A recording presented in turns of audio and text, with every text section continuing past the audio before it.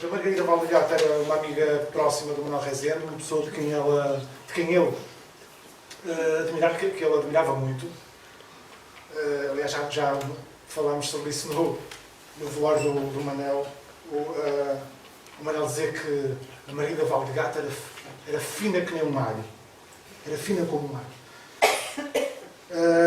E eles partilhavam mensagens sobre tradução, porque a Margarida também é tradutora, grande poeta também. Trocavam mensagens sobre questões práticas ligadas à tradução. E há um e-mail em particular que ela gostava que eu vos lesse. Eu vou só ler a introdução que ela faz, portanto, a mensagem que envia aqui ao Mira, e depois o e-mail que o Manel enviou. Querido Rui, se achares que tem cabimento, gostaria que lesse o e-mail abaixo do Manel, o tal sobre tradução magistral, mas falhava. Podes ler também isto que te digo. O e-mail vem no contexto de um projeto para que eu quis arrastar o Manel de uma antologia traduzida dos simbolistas. O Manel tinha, como sabemos, um entusiasmo erudito. Gostou do plano e trocámos uma série de e-mails. Ele mandava algumas traduções, mas também muitos dos poemas em francês, escandia, provava como as sílabas estavam ali em guerra umas com as outras, a fazer outra coisa do que diziam, como tudo isso jogava com o desejo de destacar a linguagem do patamar que a banalizava e, por outro, essa coisa muito bonita que ele diz sobre Verlaine. Estou a citar. A luta do artesão contra a industrialização da cultura. Isto foi o Manuel que disse a propósito de Verlaine. Foi também a luta do Manel, tradutor. Além desta chama dos simbolistas, isto era uma coisa do Manuel Rezende, e que se encontra nos bons tradutores. É a luta com o texto e ele nunca estava satisfeito. Nunca estava satisfeito, o que é um sinal de sensibilidade e inteligência. Além desta chama dos simbolistas que de vez em quando um de nós ateava e depois riscava, o Manel ia-me mandando considerações e excertos do que estava a fazer. O Freud, a tradução do Freud foi premiada, a tradução do Manel, da interpretação dos sonhos. Do Hotel de Shakespeare, ia ver as emendas que o Freud tinha feito aos seus próprios escritos para saber como lhe cozer a linguagem em português. O nosso projeto não foi avante. O Manel fazia o Freud e eu andava a catrapiscar uma daquelas bolsas académicas com que se ganhava a vida nessa altura. Mas relendo a nossa correspondência, claro que o Manel era de longe o mais sério. Quando se sentava para escrever um poema, uma tradução, um e-mail, queria ir ao fundo, colocar na mesa as cartas e as apostas cruzadas que havia a colocar. E o mais generoso, parte desse tempo que o Manel pedia comigo era para me animar. Eu tinha-me separado e a impressão que dava é que ele sentia nele, reverberando esse estrondo do destroço entre dois que se amaram. Dizia-me para levantar a crista e ser esguia e altiva. Alimentava-me o ego à colher. E eu ora respondia, ora andava entretida. E tenho pena de não ter retribuído sequer com metade da ferocidade que o Manel colocava na análise da linguagem, do caráter, da história e depois com a ternura de um amor reparador. Desculpe, eu estou emocionado porque ele fez exatamente a mesma merda comigo. Contra a ambulância do tempo. O Manel era o maior, abraço, transcrevo em baixo. Pronto, isto agora é a mensagem do Manel. Querida Guida, os meus respeitos e os meus beijos se derramam sobre ti. Tenho a dizer, além disso, que, no que toca aos simbolistas, isso toca muito fundo em muitas e profundas coisas em mim. Com caralho. Sabes, eu sou daqueles... Eu estou a citar exatamente como ele escrevia, não é?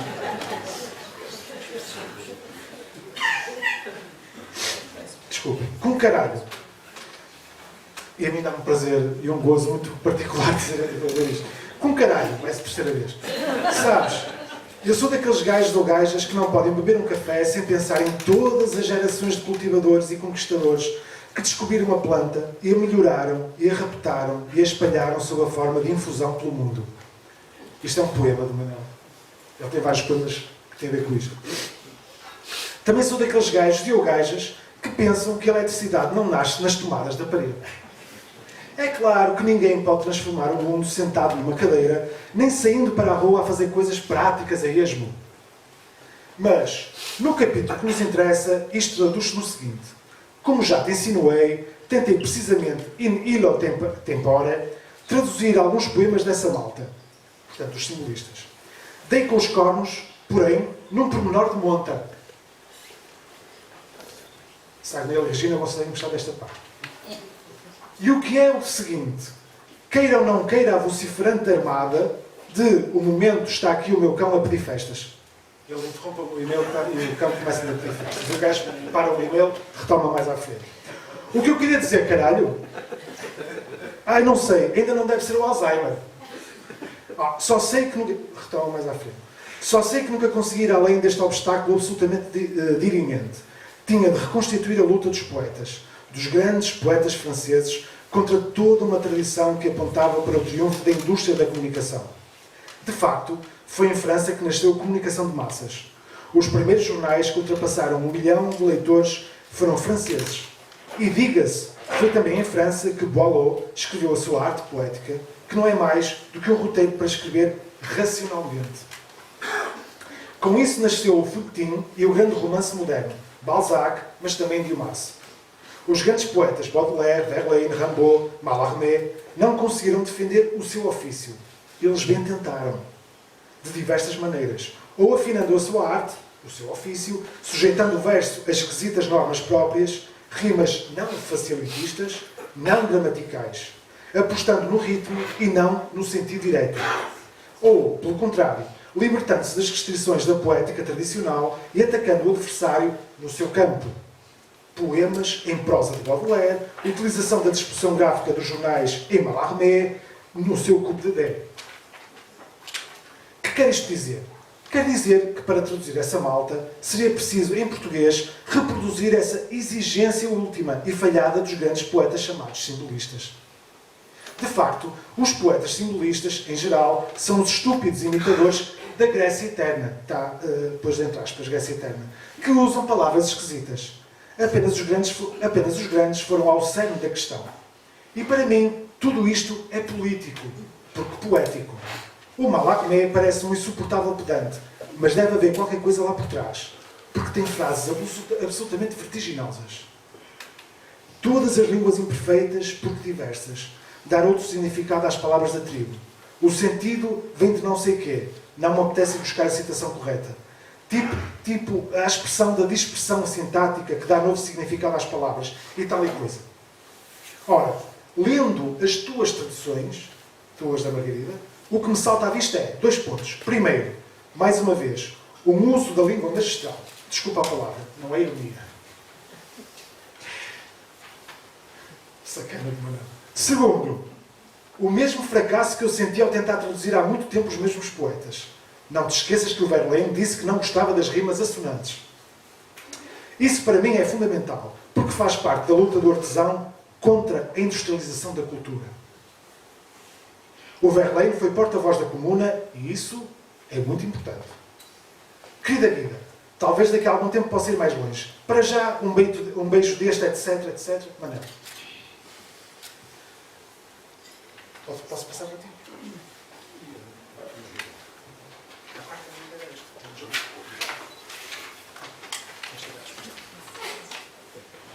Eu não me entendo com microfones, desculpem, por isso coloco-me em pé. Estou para trás. Não ouve? Não. Não ouve? Lamento, o microfone, tenho uma má relação com o microfone. Já ouvem ou não? Oi, antes de mais, é uma grande honra estar aqui a convite do Rui Manuel Amaral, a quem agradeço. Isto parece formal, mas é uma honra de facto, porque o Manuel Rezende reúne pessoas, como poeta, é verdade, mas eu estou convencido que também, e mais até, o que é raro, se calhar, em literatos e em poetas, reúne pessoas pela pessoa que ele era. Que ele foi. Mesmo aqueles que o não conhecem, sabem, mesmo através da própria poesia dele, adivinham a pessoa que ele era, e esse é o grande motivo de reunir pessoas em volta dele, e as que aqui estão hoje, penso não me enganar que grande parte delas é mais por isso, até do que pela poesia, embora também pela poesia, que aqui estão. Isto sem ofensa para os críticos literários que tentam à viva força dissociar a poesia e a arte literária da pessoa que a escreveu. Houve, no século XX, e ainda há correntes literárias e críticas que se esforçaram muito por isso, só o texto é que importava, a pessoa não importava, quem o escreveu não importava. Hoje em dia já não é bem assim, e já se retoma um pouco de respeito, digamos assim, pelo próprio autor do texto e não apenas pelo texto. E queria também considerar isto como uma honra, porque é, ao mesmo tempo, um agradecimento ao Manuel Rezende e à família, Alcina e o Nuno, que me receberam em 1990 de uma maneira absolutamente generosa, com uma hospitalidade que eu não posso descrever, e que continuaram assim a fazer a mesma coisa durante anos, os anos que eu vivi na mesma cidade em que eles vivem na altura, ou seja, em Bruxelas. Mas, como me pediram para ser breve, o principal eu já disse, mas como sugerem a leitura de alguns poemas, eu queria ler 2 poemas relativamente curtos, que estão incluídos numa mini antologia que saiu nesta série em que ele esteve envolvido no início e ficou sempre a acompanhar um pouco mais tarde, um pouco mais ao longe, que é a série Diversos, Poesia e Tradução. A ideia foi dele, o nome foi dele, e embora ele tivesse sido editor dos 3 primeiros números, continuou mais ou menos de perto ou de longe ligado a isto. E embora eu, que a partir do número 4 editei a publicação, tivesse uma certa, ou até por vezes grande dificuldade em lhe arrancar uma ou outra colaboração, uma ou outra tradução, porque ele era muito modesto e nunca estava satisfeito, achava sempre que o que fazia não tinha valor suficiente, ou sabia que tinha, mas considerava que não estava ainda como ele queria. Foi difícil. Mas finalmente ele acedeu a que se publicasse no 20º aniversário, ou seja, em 2016 desta publicação, uma mini antologia, ou seja, umas 12 ou 14 páginas, isto é uma coisa pequena, que eu próprio fiz porque ele não se decidia a fazer. E, portanto, eu fila e apresentei-lhe e ele gostou. E isso honrou-me também e satisfez muito ele ter gostado. Gostou porque considerou de certo que aquilo que eu tinha escolhido com base na minha sensibilidade e no meu gosto teria sido não muito longe daquilo que ele próprio escolheria naquele espaço que eu utilizei. É claro que há diferenças de sensibilidade entre mim e ele, com certeza, como toda a gente e como em todos, mas há também proximidades e esta antologia exprimia precisamente essas proximidades. E eu, com o risco de contrariar a pessoa que, com muito saber e muito entusiasmo, introduziu esta sessão, eu atrever-me aqui a ler 2 poemas que têm a ver com a ideia de morte. Mas eu penso que o Manuel Rezende não acharia isto mal, porque eu penso que ele, como muitos poetas, sabia que o tema quase único, ou principal, ou se não mesmo único, da poesia é a morte, porque o único e principal tema da poesia é a vida. E vida e morte não são 2 coisas diferentes, são 2 coisas complementares. E pela mesma razão, tristeza e alegria também são 2 faces da mesma moeda, e por isso Manuel Rezende, que na sua poesia, embora transfira ou transpareça algum do humor que ele tinha na vida cotidiana, e que aqui já foi apontado, e que se vê nos poetas que ele escolheu, sobretudo O'Neill e Manuel Bandeira, no entanto, para ele, na poesia dele, perpassa também alguma coisa de trágico, que é uma característica humana também na maior parte dos grandes poetas existe. Mas não vou alongar nisso e vou diretamente então aos 2 poemas, que um chama-se, aliás são ambos do mesmo livro, do último livro dele, chama-se A uma gaivota ferida. Pousou-te o corpo nas rochas da maré baixa, à espera do que chamamos morte. Será a morte? Embora o nome lhe vá tão bem, em breve o mar vai cobrar o que lhe é devido, o caos chama o caos, e expulsar o resto para apodrecer na praia. Porém, não permites que eu te toque, te salve? Com o bico me ameaças, proteges o teu destino. Nem moram em ti os deuses, nem sopro divino.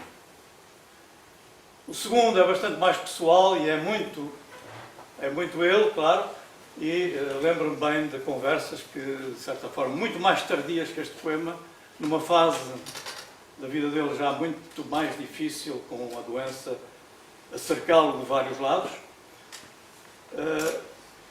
E, embora isto tivesse escrito muito antes, também apresenta um pouco a atitude que ele tinha no cotidiano e na conversa normal com as pessoas sobre isto.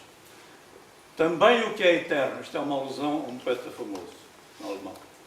Também o que é eterno morre um dia. Eu tuço e sinto a dor que a tosse traz. O doutor quer por força a ecografia, mas eu não estou para tantas precisões.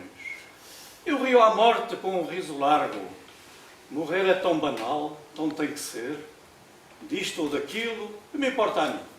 Mas, oh horror, com fotos não, nem documentos. A tanta exatidão mata o mistério, o pH, o índice 40. Não quero as pulsações, os eritrócitos, o temeroso Alzheimer ou o cancro, nem sequer o tão raro do coração. Ver o pulmão, o peito aberto, o coração, a palpitar a cores no computador. Eu morro, não se preocupem, mas sem saber, de gripe, ou de uma coisa, ou de outra coisa. E para finalizar, eu conheci o Manuel Rezende com 13 anos de idade, ele tinha 13 anos, eu tinha 16, e reuníamos e encontrávamos muitas vezes no Café Orfeu, perto da Rotunda da Boa Vista, com o Manuel António Pina, com a Maria Alice Ribeiro dos Santos, por vezes, e com muita gente ligada, o João Rezende, por exemplo, que não tinha parentesco com ele, suponho eu, e com outras pessoas ligadas às associações de estudantes nessa altura, nos anos 59, 60, como se sabe, eram mal vistas pela sociedade então, e sobretudo pelo governo e pela polícia do governo, mas reunimos lá, conhecemos lá várias pessoas. Penso que a Manuela Juncal, que há pouco encontrei, há muitos anos não havia, também aparecia nessas espécies de tertúlias, e até 1969 tive algum contacto com ele, mas não muito intenso. E tive muitos anos sem o ver, sabendo dele por amigos comuns, e voltei a reencontrá-lo em 1990, como disse há pouco. E, portanto, não posso reclamar ou reivindicar que sou um grande conhecedor da personalidade de Manuel Rezende. Sei aquilo que eu soube dele e que vivi com ele, e aquilo que vi também na poesia dele. Muito obrigado.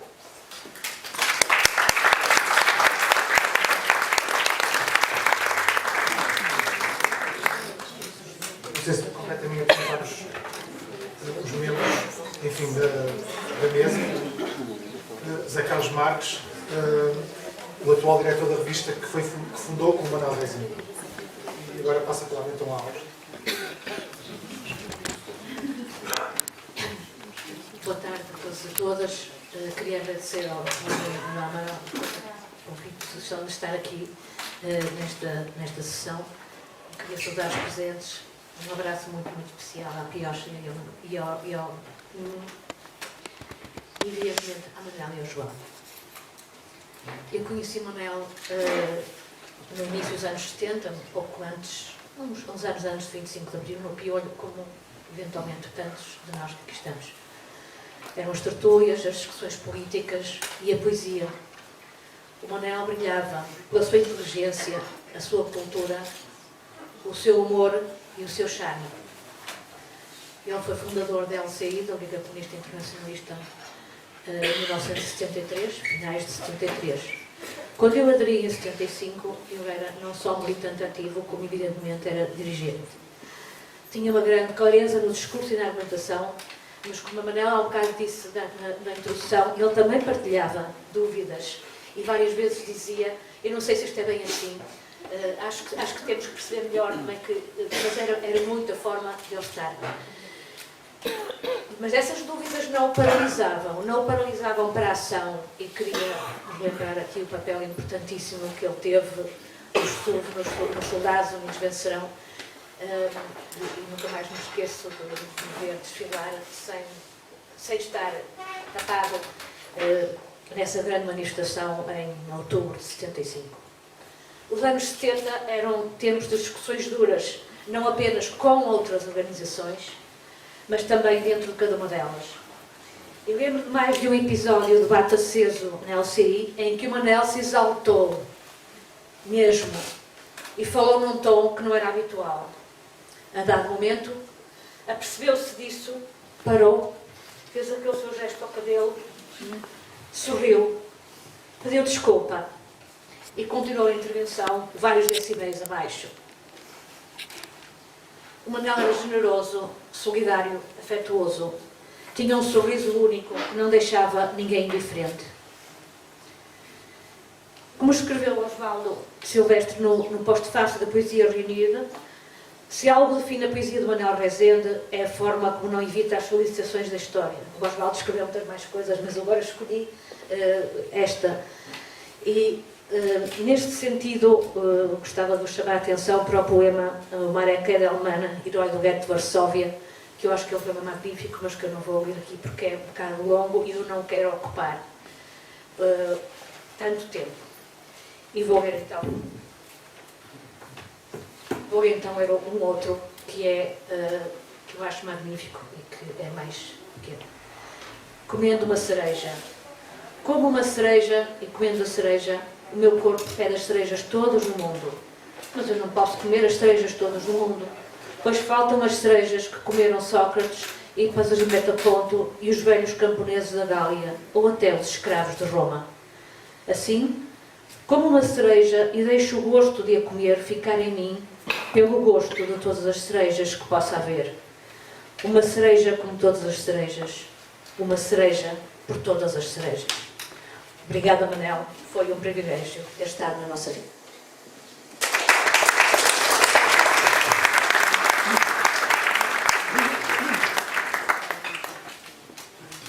Passo a palavra ao Osvaldo Silvestre. Obrigado. Eu escrevi um pequenino texto de volta. Chama-se Dois Amigos, Lucas e Manuel. Tínhamos chegado a casa, depois da viagem desde a vivenda do Manuel e da Piocha na Atalaia, quando o telemóvel tocou. Era o Manuel perguntando pela viagem, mas na verdade é excitado e ansioso por contar uma história. Tinha a ver com o Lucas, que, como sempre, correra atrás do nosso carro à saída, bem para lá do portão da casa, até que acelerei para ele desistir e deixámos de o ver. Desta vez, porém, não voltara para casa no prazo habitual, pelo que a certa altura o Manuel teve de sair à sua procura. Primeiro a pé, depois de carro, quando percebeu que ele não estava por perto. E sabe onde eu encontrei? No viaduto sobre a autoestrada, a olhar no sentido do norte. Estava a olhar para a estrada que vocês tinham tomado e estava ali parado. Não é incrível? Concordei, claro, assombrado mais uma vez com o Lucas. E fui contar à Carolina, que ficou tão comovida como eu e como o Manuel. O episódio que desejo agora acrescentar, saltando uns anos, foi o telefonema do Manuel anunciando a morte de Lucas. Estava velho e alquebrado, já na nossa última visita. O passeio que fazíamos os dois ao fim da tarde por alguns quilómetros já lhe custava. Parava muitas vezes e bebia água onde e sempre que podia. Continuava a desaparecer da vista de vez em quando, suponho que para perseguir algum coelho, ou apenas e já a sua memória olfativa. Naquele dia o Manuel estava abalado. Deu uma notícia da eutanásia do Lucas por meias palavras. Fiquei sem saber o que dizer, acho que disse apenas que notícia tão triste.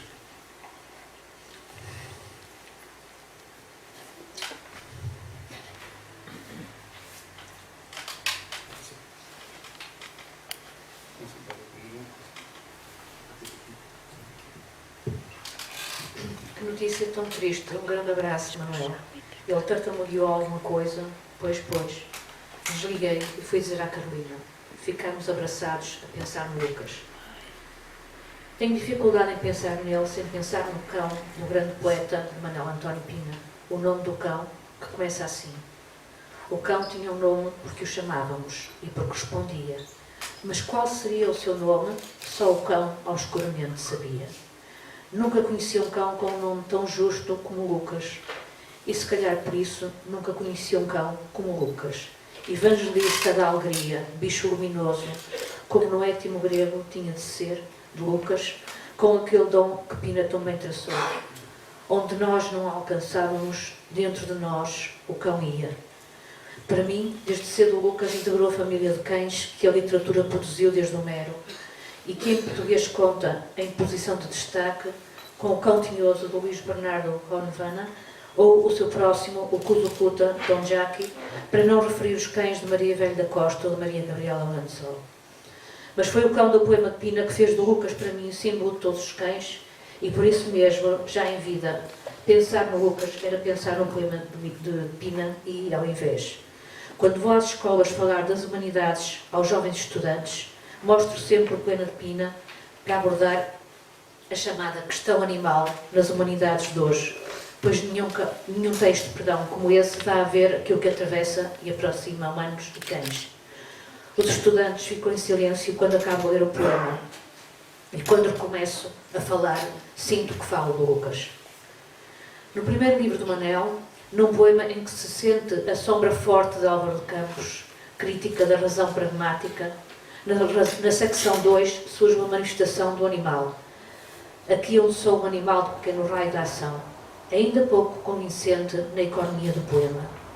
No segundo livro, dos grandes poemas de Manel sobre a morte, um dos grandes poemas de Manel sobre a morte abre de forma fulgurante, convocando o animal que agora é já um cão.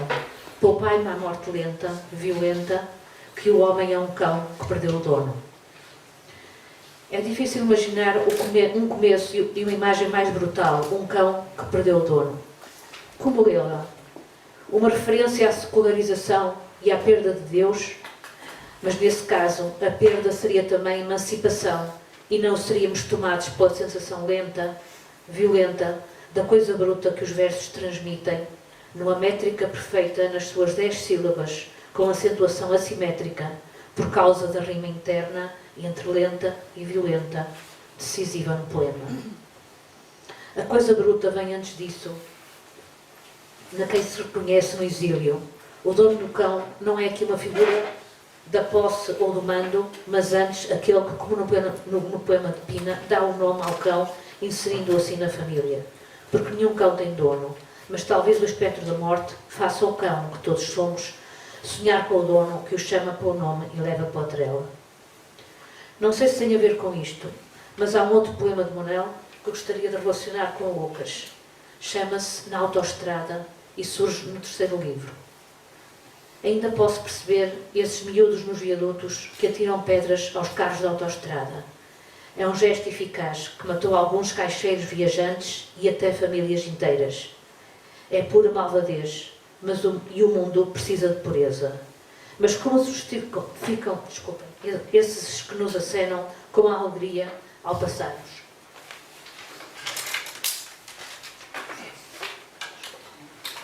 O mundo precisa de pureza, afirma-se no final da primeira estrofe, antes da pergunta final. A pureza da malvadez, neste caso, uma figura ético-moral intratável, como naquelas ocorrências do mal que nos deixam sem palavras e sem saber como reagir ou pensar. Tudo isso é, na lógica ético-política do poema, compreensível ou justificável. O que é sem justificação, e claro, para lá da nossa compreensão, é a pureza da alegria daqueles que nos acenam quando passamos, crianças noutros automóveis, pessoas à beira da estrada, cães que correm, como Lucas, ao lado do carro. O que é sem justificação é aquilo que justifica uma vida. A alegria, a amizade, a poesia. No poema de Pina, a morte do cão relança a questão do seu nome. Um dia chamámos pelo cão e ele não estava onde sempre estivera, na sua exclusiva vida. Alguém o chamara por outro nome, um absoluto nome, de muito longe. Admitindo que algures alguém possua o segredo do nosso absoluto nome, gostaria de supor que o verdadeiro nome do Lucas é Manuel e que o absoluto nome do Manuel é Lucas, e que ambos deixaram o mesmo testamento que consta do tão belo poema. Um filósofo de mica a atizarem e que se riem por isso de nós. 2 frases. Quero ser cremado nu. Primeira, que é a primeira frase. Segunda, a vantagem de morrer é que posso deixar a louça por babar.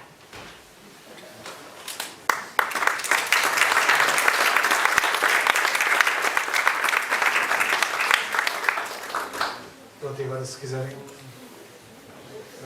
basta levantar.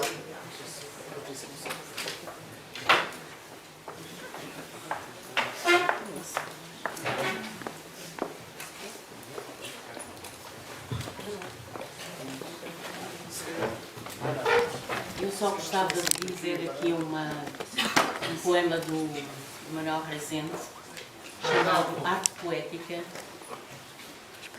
que é: o poeta é subitamente um animal que tem só boca, uma boca imensa, coroada de terra, aberta em cada poro do corpo, e fala por cima das décadas, dos anos, dos aeroportos, e até se esquece de lavar a cara, sempre a falar, o estafermo ali do canto sempre a falar em americano e outras línguas esquisitas de coração de África. Tenho a certeza disto. Não importa que as neiras fez, que crimes cometeu. Se os cometeu, porque geralmente nem isso, e sublinho, derrama uma espécie de perdão sobre si próprio, de si próprio, para fora. Um perdão insuportável. E depois espera que todos aplaudam como os que tiveram à mão, por exemplo, os olhos. É assim mesmo que isto se passa. Quando tem a sorte de alguém o ouvir, e às vezes cultiva disto um ser amante, por exemplo, quando tem essa sorte, bastam uns olhos, não é preciso mais nada. Então, lentamente, o mundo é uma casa imensa, quente e tímida e próxima. E põe-se toda a gente que houver a acender as lareiras. Assim mesmo, lareiras. Porque de repente há lareiras para toda a gente. É como abrir um livro de cozinha e ver autenticamente, ali mesmo, sem mais, a velha palavra amor, mas a verdadeira, a de uma espécie de poeta que tivesse existido sempre desde os sumérios, mas os verdadeiros, os dos livros de estudo. Manuel Rezende.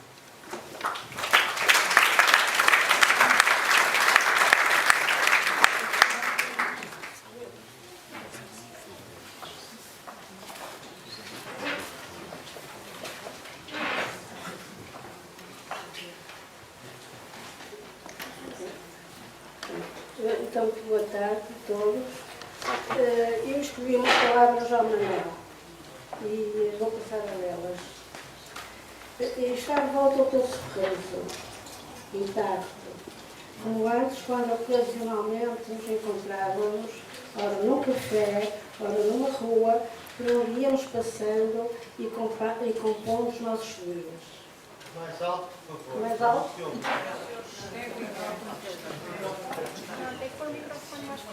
Mais próximo disso. Então, sim, peço desculpa. Manel, está de volta o teu sorriso, intacto, como antes, quando ocasionalmente nos encontrávamos, ora num café, ora numa rua, por onde íamos passando e compondo os nossos dias. Foi no tempo em que perdurava, persistente e em demasia, a polícia política consubstanciada por agentes que, em surdina e sem parança, nos vigiavam os passos, sondavam os nossos sonhos. E afinal, os nossos sonhos eram bem modestos. Somente ansiávamos pela liberdade, sem névoas, ensolarada, plena. A liberdade livre como amplo sonho seria, em coletivo, a nossa obra-prima. Assim o desejávamos. Foi no tempo em que entrávamos na leitura, E sabiamente, Fernando Fernandes sempre nos favorecia a aquisição, por nós bem desejada, de um ou outro livro na época proibido. Foi no tempo dos movimentos estudantis, da irreverência, da sensatez e da cautela, das grandes e eternas amizades, das utopias, da oposição ao autoritarismo. Foi no tempo da República 24 de Março, abrigo de estudantes universitários na cidade do Porto, de onde nasceu a UNICEF. Foi no tempo dos encontros em recinto fechado, organizados em segredo, encontros com o Zeca, com o Mário Viegas, com o Manuel Freire. Em recinto fechado, e nós resguardados pela organização. Mesmo assim, a suspeita por parte da polícia política levava os seus agentes a não perderem tempo. Apareciam de súbito, rondavam a face exterior daquele recinto até que a porta do edifício se abrisse à nossa saída. Recinto fechado, onde aconteciam palavras, sem baixarmos a voz. Foi no tempo em que juntávamos amigos e íamos em grupo até ao Teatro Experimental do Porto, o TEP, então situado num armazém na rua do Ateneu Comercial do Porto, onde a interpretação de seus autores, a voz, o movimento, estimulavam nossos pensamentos sobre as histórias que narravam, sobre a vida, sobre a arte. Ou, juntos, íamos ver um filme apresentado pelo Cineclube do Porto. Estou a recordar algo de remoto, os caminhos que íamos pisando, de pontos de encontro, particularmente o Piolho, onde tantas vezes nos sentamos, onde tantas vezes o Manel António Pina nos abraçou com as suas palavras e nos encantou a voz da amizade. Em finais da década de 60, terminei o curso que frequentava na Universidade do Porto. Não nos voltámos a encontrar.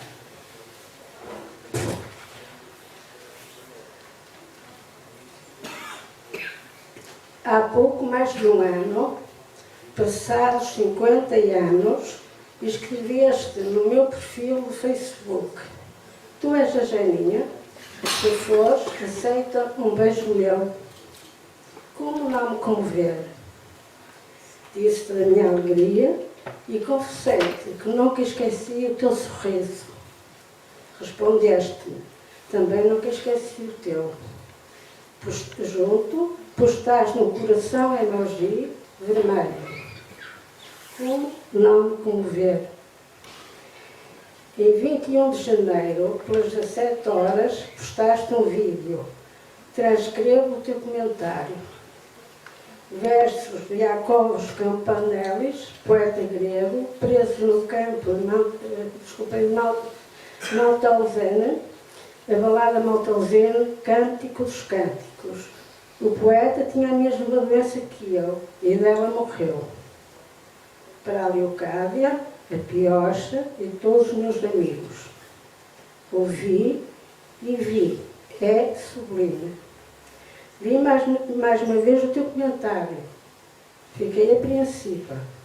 Senti a tua ternura e a tua tristeza que mais adiante disseste sentir. Estavas hospitalizado. Fiquei ansiosa. No dia 23 de janeiro, enviei-te uma mensagem em privado. Queria saber das tuas melhoras. Não te foi possível responder.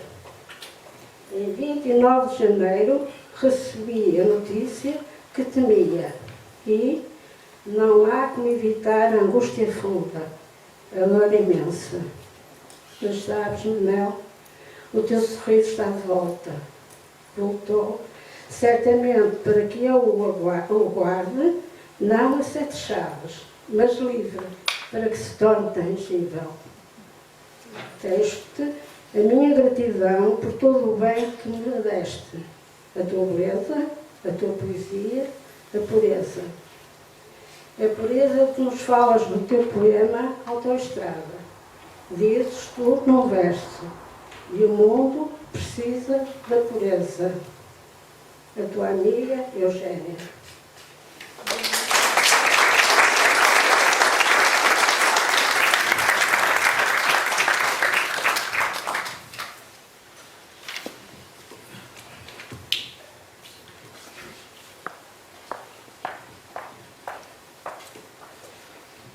Boa. Posso-me levantar? Pronto. Boas tardes. A memória de há muitos anos torna-se um bocado difusa e já não é possível ter datas e lugares muito definidos. Mas eu queria contar duas breves histórias de um sujeito que era o meu camarada Ernesto. Essa foi boa. Ainda se lembram alguns que a questão de quem era o camarada Ernesto, não é verdade? Então um dia o camarada Ernesto foi encarregado de ir fazer uma sessão de esclarecimento à LCI, creio que corria o ano de 1976, ali para as bandas de Gondomar. E estavam 3 ou 4 pessoas na mesa e o Manel foi o primeiro orador. E começou a falar. E foi dizendo umas coisas e de repente parou. E virou-se para os amigos que estavam na mesa e disse: opa, eu estou a falar bem. E pronto, já não foi preciso dizer mais nada. A segunda é que em dezembro de 75, e isto tenho eu a certeza que foi em dezembro de 75, na casa da Piocha e do Manel, ali em frente à cooperativa Árvore, nas Virtudes, a direção da LCI, de que Manel fazia parte, estava quase toda em Lisboa, tinha sido o 25 de novembro, havia toda uma situação extraordinária que se vivia no país, e tinham-lhe encomendado ao Manel um texto sobre o que é que foi o 25 de novembro, o que é que vem a seguir ao 25 de novembro.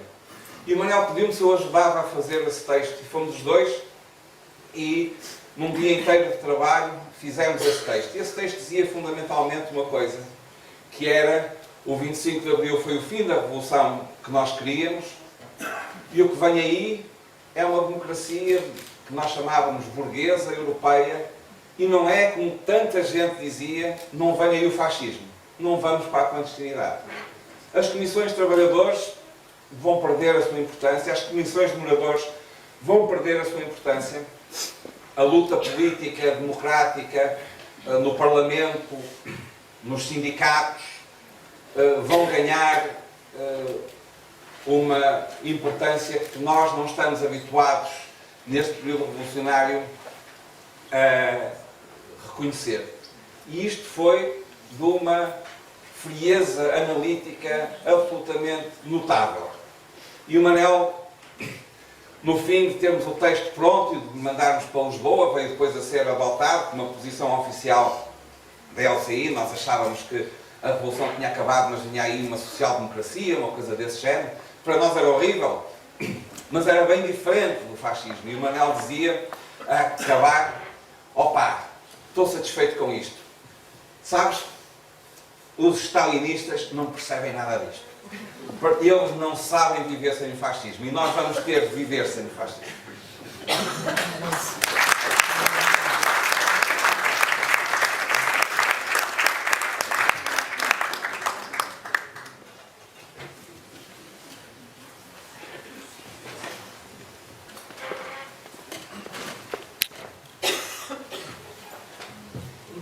Muito obrigado. Eu conheci o Manel durante um período muito curto, mas que foi muito intenso. Eu conheço a Piocha. Foi em 71, 72. Eu vinha de Coimbra, tinha estado na Quis Académica, com o Alberto Martins e de facto, quando cheguei ao Porto, enfim, vivemos um ambiente de discussão, de argumentos, mas discussão pacífica. E de facto, passado pouco tempo, eu percebi que Manel de facto era uma pessoa encantadora, embora nós tivéssemos ideias diferentes, a minha experiência era diferente.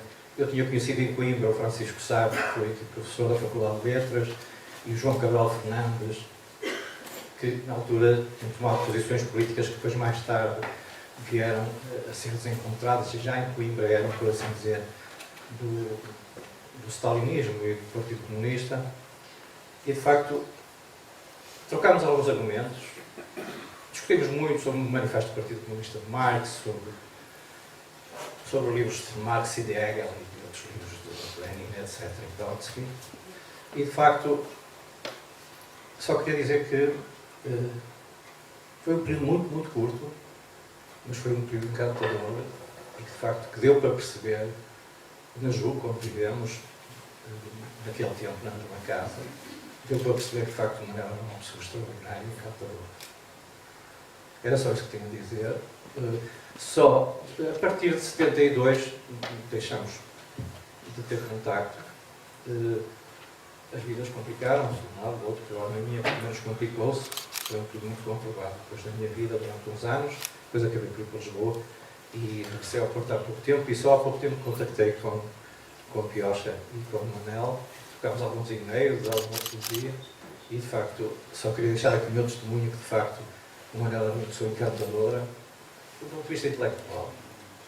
Porque mesmo na altura discordando, o Manel estava ainda numa fase de transição ideológica, em que, enfim, mais tarde viria de facto a integrar a LCI e depois o PSR, que veio dar origem ao Bloco de Esquerda, mas, enfim, ideologicamente éramos, de facto, pensantes diferentes, mas, independentemente de tudo isso, nunca nos chateámos, mas uma coisa eu gostaria, de facto, de testemunhar aqui. O Manel, intelectualmente, era uma pessoa encantadora. E era isso que queria dizer. Foi a impressão que ficou da altura.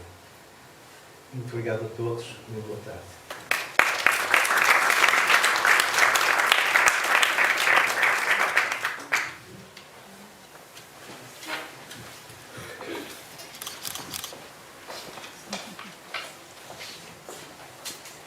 Bom, eu também acho que não vou precisar de microfone.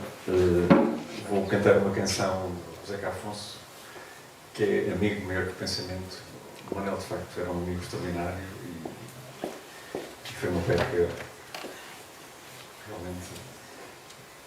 Costuma-se dizer que o João Zé que bom, mas parece que não contava, porque estive com ele há pouco tempo num jantar, ele ainda estava no almoço, que ele ainda estava muito bem, com a Piocha também, muito bom. Estava com problemas de saúde, mas estava muito lúcido. Isto para mim foi de facto chocante. Mas eu vou cantar esta canção, não vou falar muito, já estivemos com o Manuel no almoço extraordinário. E o Zeca Afonso também é um poeta, e este texto, de facto, este poema também diz tudo que eu podia dizer. Mas, vou precisar de microfone.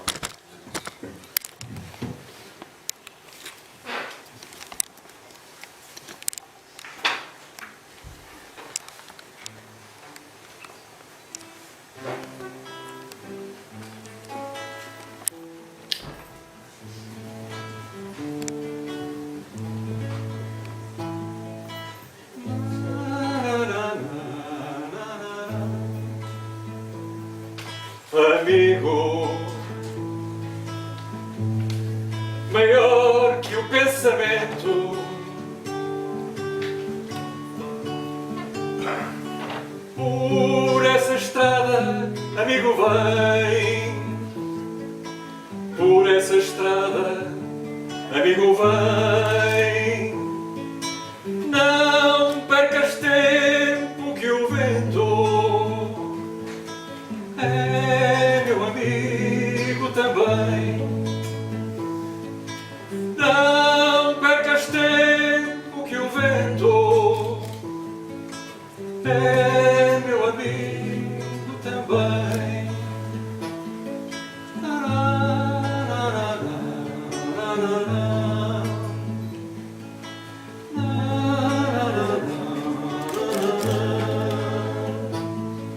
Em terras, em todas as fronteiras,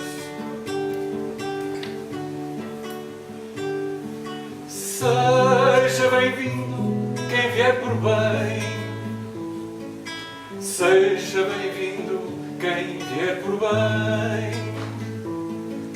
Se alguém houver que não queira, trago contigo também.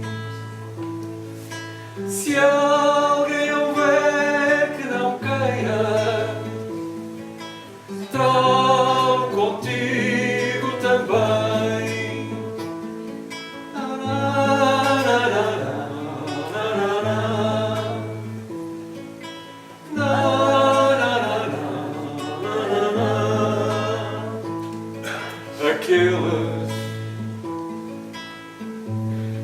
Aqueles que ficaram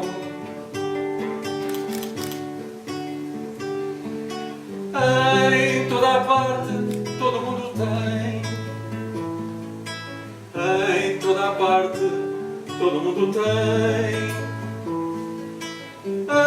Em sonhos me visitaram. Traz outro amigo também. Em sonhos me visitaram. Traz outro amigo também.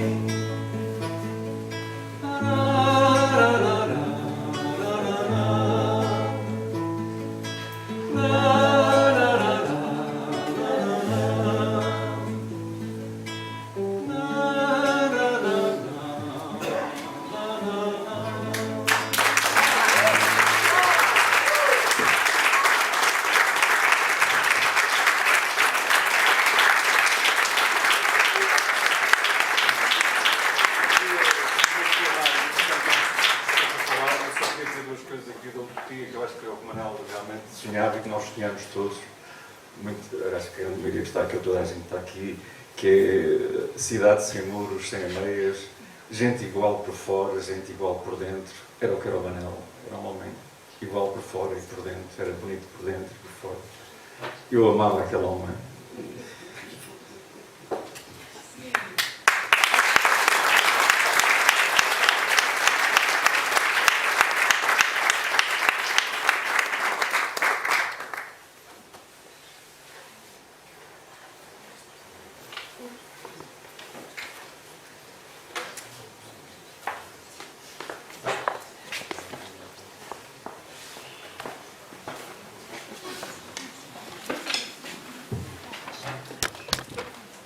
Boa tarde. Vou só contar 2 ou 3 episódios, um bocado ligeiros, para amenizar um bocado o clima aqui.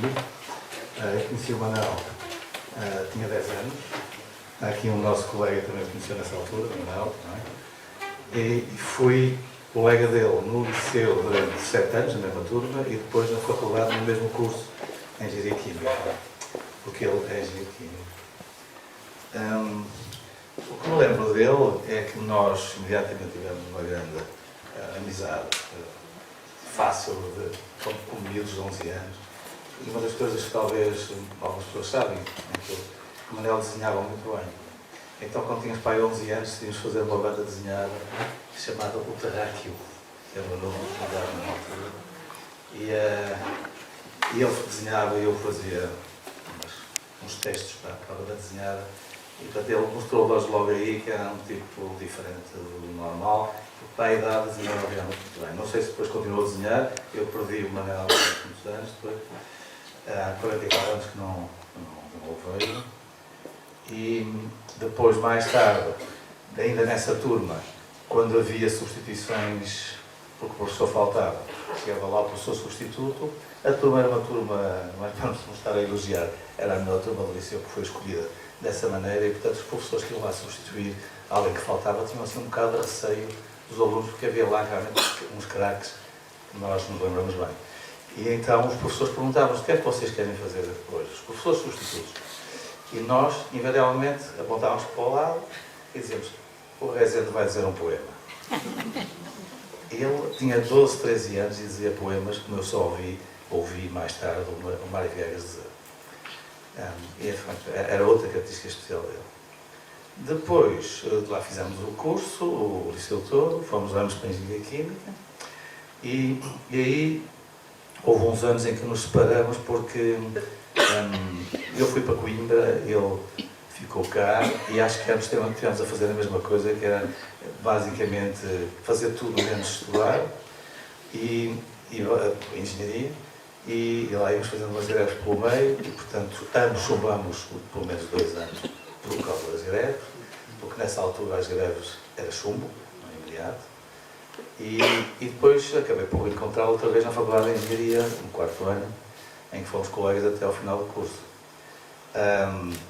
E há um episódio que eu quero contar, que é muita piada, porque invariavelmente, no liceu, como eu sou o Luís, ele era Manel, eu era o 16, ele o 17, e tu acho que eras, quando ele acabar, eras 18, não eras o 18, o 19, o número 18, era assim, estávamos ali juntos. E então, estávamos numa aula com um professor, jovem professor de engenharia, que era um tipo bom, muito bom, era um bom professor.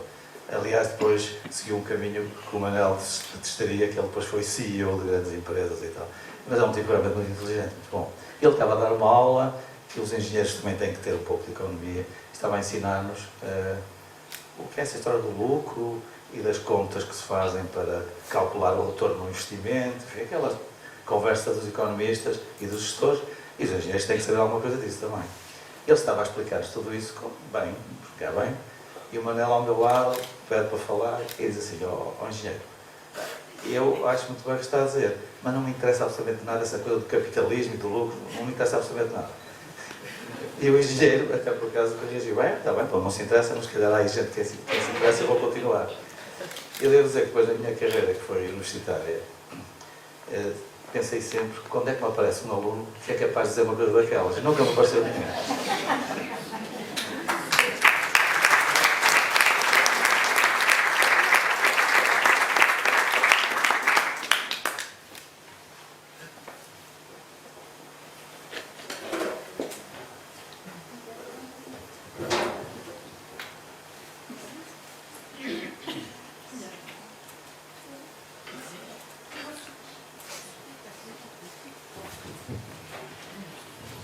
Viva, boa tarde a todos. Eu não ia contar nada, mas pronto, as histórias vão puxando outras histórias e, portanto, queria só fazer um pequeno depoimento, mesmo muito pequenino. Eu conheci o Manuel Rezende quando comecei a trabalhar no Jornal de Notícias, em 1980. Ele já era jornalista há pouco tempo, mas já era.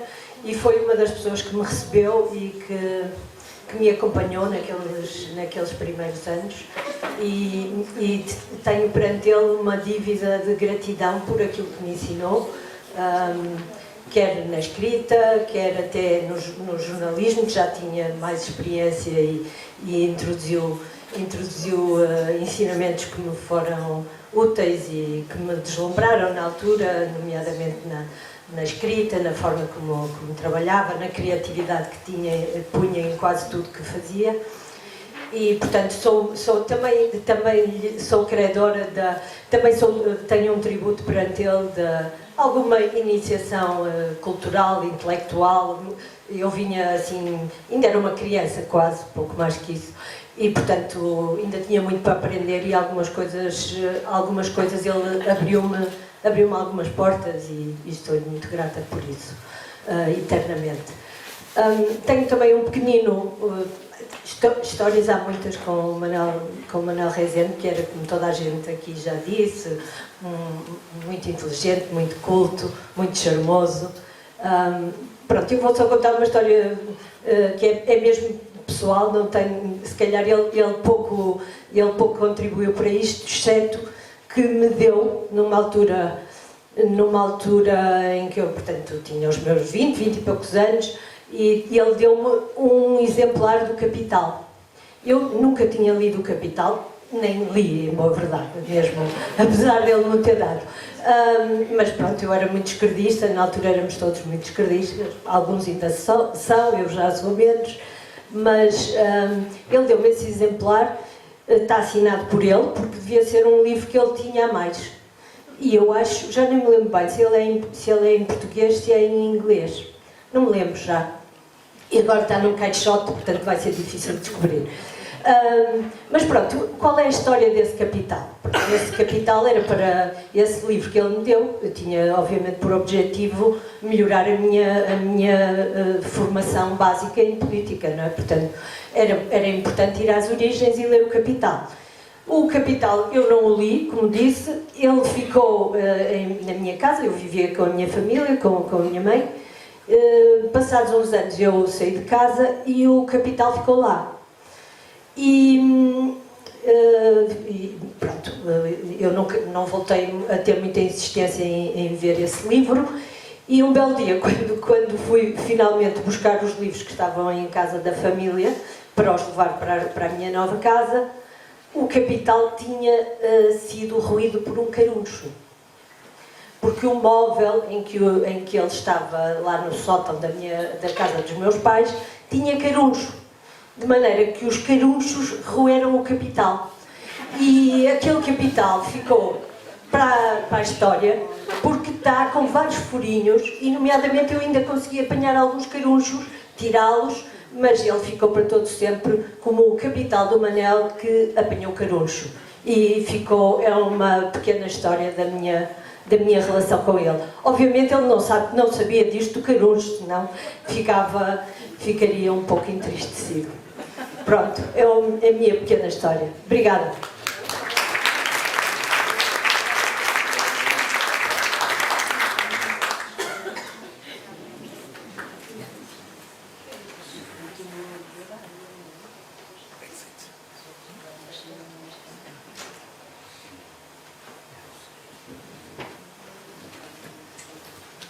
Boa tarde. Eu também não ia dizer nada, mas a Luizinha Bessa deu-me vontade de contar também uma coisinha. Eu conheci o Manuel Rezende quando a Luísa Bessa o conheceu também, porque entramos juntos no Jornal de Notícias em 1980.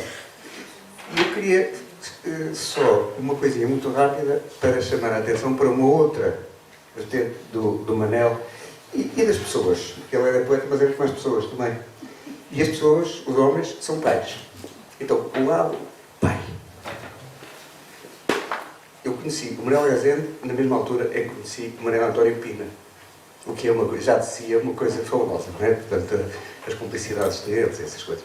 E então, naquela redação em que nós entramos, uns meninos pequeninos, era uma coisa absolutamente deliciosa ter aquela gente ali. O Manuel Rezende e o Manuel Pina, já nessa altura, eram bastante amigos e davam-se muito bem. Mas uma das coisas que eu guardo, e guardo com muita ternura, é uma discussão entre eles os dois que eu nunca tinha visto e que foi preciso a gente intervir para eles não se baterem fortemente um contra o outro. Muito, muito violentamente. Sendo amicíssimos. Porquê? Porque havia uma conversa, eu já não me lembro dos pormenores, mas que tinha a ver com os filhos. Ou as filhas, no caso da Manel, as filhas, no caso do Mel, filho. Portanto, entrou-se num terreno que era sagrado. E aí, o amor pelos filhos era tudo. E, portanto, eles que eram amicíssimos, que eram cúmplicíssimos, estiveram quase a agredir-se de uma maneira muito violenta, porque tocou num e noutro alguma coisa ali que tinha a ver com o meu amor e o meu cuidado pelos meus filhos. E aí, não havia nada. E, portanto, guardei esse bocadinho. Obrigado.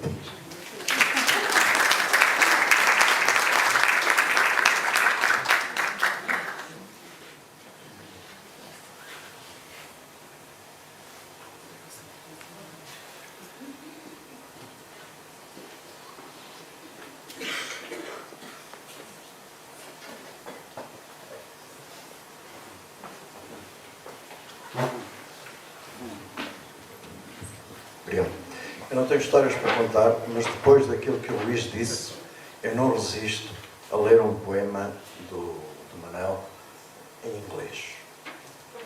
Lament of JPM in 75. The doom after the boom.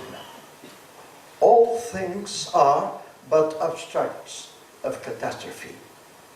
An articulate wedding of disasters grows in the sky as the red ink flows everywhere, and plants blossom no more.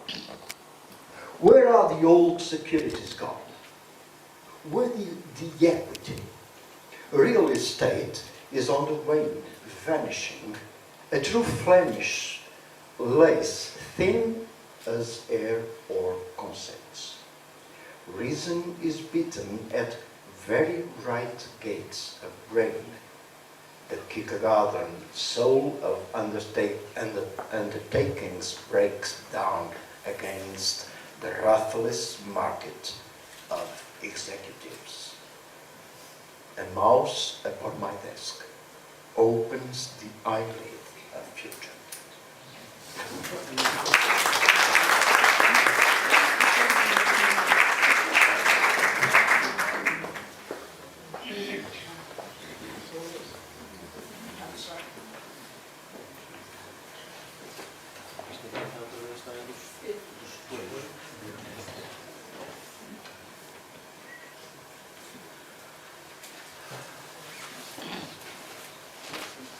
Ninguém quer ler um poema? Uma cançãozinha do nosso amigo. Rasga este poema depois de o leres e depois espalha os bocados pelo vasto mundo. Ou então põe na tua rua, vai à aldeia, à praia, atira-o ao mar, deita-o ao lixo para que venha o vento, o sol, a chuva, os homens do lixo acabar com ele de vez. Passado um dia, sai de casa e procura encontrá-lo de novo.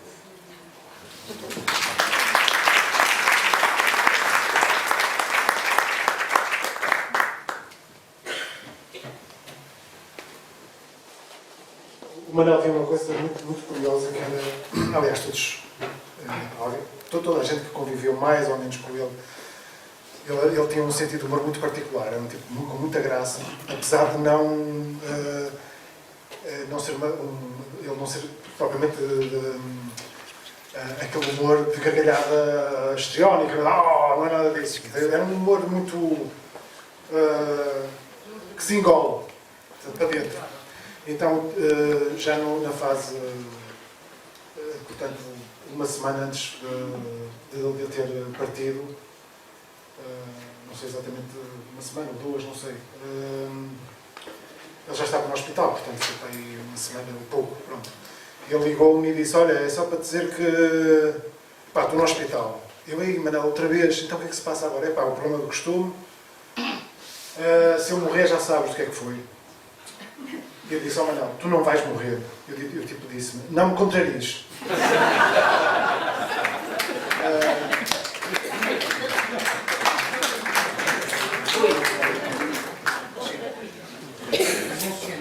Só queria dizer uma coisa muito pequenina, porque ele não era íntima, nem sequer propriamente amiga, apenas admiradora da poesia do Manuel Rezende, mas acho que há que frisar realmente um outro aspecto, que é o aspecto grande, imenso tradutor que ele foi. Nós aqui somos de uma república um bocado da maneira nisto de reconhecer o talento dos tradutores, mas eu dei-me conta assim mais totalmente disso quando o seminário à volta da montagem da peça Coriolanus do Shakespeare, em que pronto, estivemos a fazer um bocadinho a acompanhar o trabalho de mesa do Silva Melo, e realmente aquilo que caracteriza as opções de tradução geniais do Manel Rezende era o risco, os riscos que ele tomava. E traduzir Shakespeare não é pera doce, mas traduzir Shakespeare criando uma partitura arriscada de tradução que verdadeiramente faz com que o texto soe de uma forma que é marcante. Parece que se ouvem silvos, metais, coisas assim. Isto é grande arte de poesia.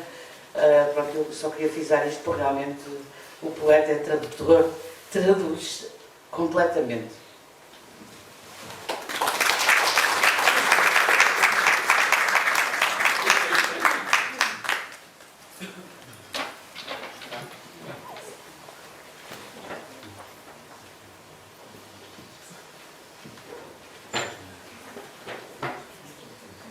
Boa tarde. O Manel para mim é uma pessoa muito de dentro, uma pessoa muito especial, é para toda a gente que está aqui. E eu vou por dele, que parece que é uma espécie de conselho, se esta coisa me passar. Uma ambulância. A melhor maneira de chamar uma ambulância é a gente sentar-se na autoestrada, desistindo, do amor, dos olhos liquefeitos, de uma imensa saudade nas mãos. A melhor maneira de chamar a polícia é a máxima insurreição, sobretudo nas partes do corpo. A melhor maneira de conhecer o mundo é fechar os olhos, debaixo de uma grande málaga de sol. A melhor maneira de estar nas cidades é no campo, subindo às árvores inquietas, com desprendimento. A melhor maneira de estar no campo é no mar, velejando a todo o vento. A melhor maneira de estar no mar é na montanha, desafiando a altura, o ar espúrio, a respiração, com ginástica. A melhor maneira é a má, a errada, a cuspida. E esse vulto por acabar que está em nós a tentar falar-nos. Estas esperanças, todas que já perdemos, no coração da multidão que passa, continuemos pacientemente a perdê-las no coração da multidão que passa.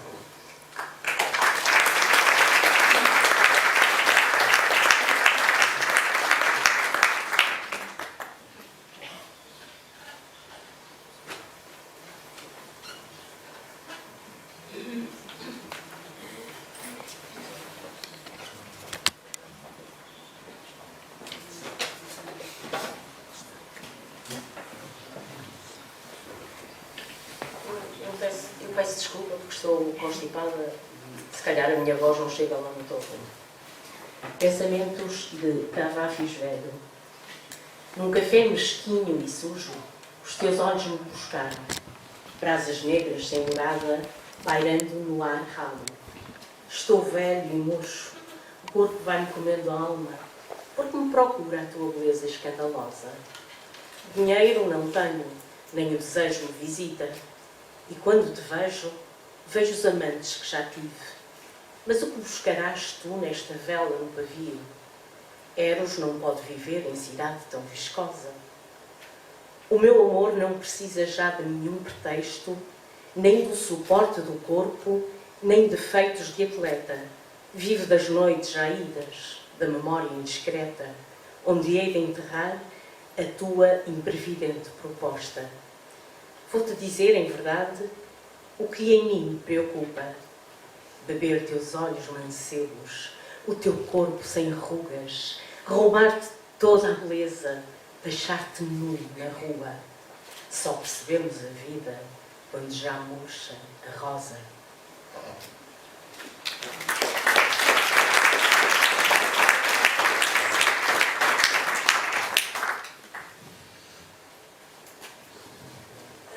Antes de acabar, só contar uma muito levezinha que dizia também muito sobre o Manel. Estávamos uma vez em nossa casa, estávamos os três a ter uma grande discussão política, porque na altura as orientações eram, isto antes de 25 de Abril, eram todas muito sérias, muito a sério, e nós tínhamos uma gata. E era muito caprichosa, não gostava de toda a gente, mas gostava do Manel. E a gata começa, vai para o colo dele, enrosca-se e não estava confortável, sobe-lhe para o ombro.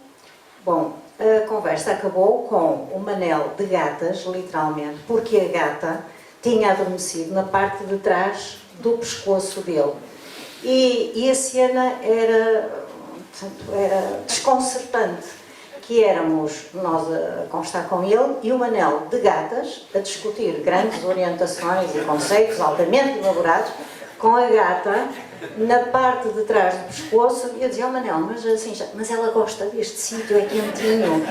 E eu acho que esta imagem, que infelizmente na altura a ideia das fotografias não existia, não é? Eram analógicas, eram complicadas, nem nos passava pela cabeça registar esse momento, quanto não daria para agora, eventualmente, terminarmos a sessão com uma gata a dormir no pescoço, no cachaço do Manel, que estava de gatas, a discutir grandes orientações políticas para o futuro. Acho que esta imagem é uma imagem boa e que diz muito dele. E eu acho que talvez, se não houver mais ninguém, claro que há muito para dizer, nós fazemos um convite, é que adquiram o livro Poesia Reunida, é que divulguem os poemas do Manel neste momento numa rede gratuita e que chega a tanta gente. Porque levar os poemas do Manel ao maior número de pessoas possível, acho que é neste momento não só a maneira de nós manifestarmos a nossa amizade, mas antes de mais nada é um dever de cidadania. Porque bom cidadão é aquele que é também poeta, mas é também aquele que divulga a poesia. E, portanto, eu acho que se nós hoje todos, os que estão nas redes sociais, sejam elas quais forem, transcrevermos um poema do Manel no Facebook e inundarmos o Facebook com poemas do Manel, é alargarmos este espaço, é alargarmos a palavra dele, os poemas dele, a tantos outros. E há muita gente que não o conhece.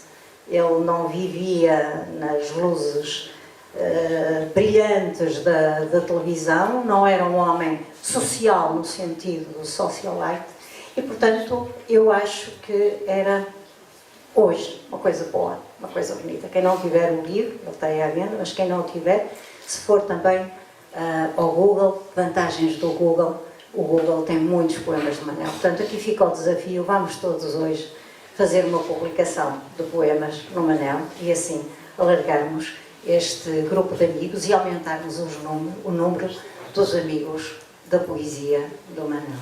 Para todos, muito obrigada. Um abraço muito particular à Piocha e ao Nuno e até sempre aqui ou em qualquer outro sítio. Obrigada.